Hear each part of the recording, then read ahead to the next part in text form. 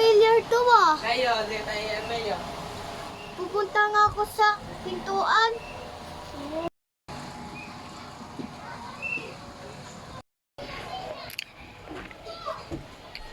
Oo nga. Dinala nila ako sa bahay namin. Parang nakabukas ata ang aircon. Ang lamig. Oo nga. Yay! Nakabukas ang aircon. Nasaan kaya kapatid ko? Kasi ate, puntahan ko kaya siya.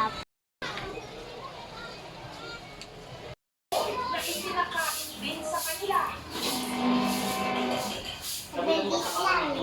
Kaya dito si ate. Akit na nga sa balkon. Ang sakit ng nose ko.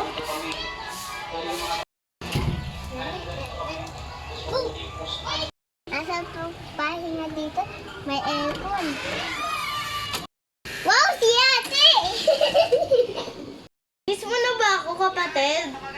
Ay, akala ko nawala na ako eh. Po, ate, miss na kita.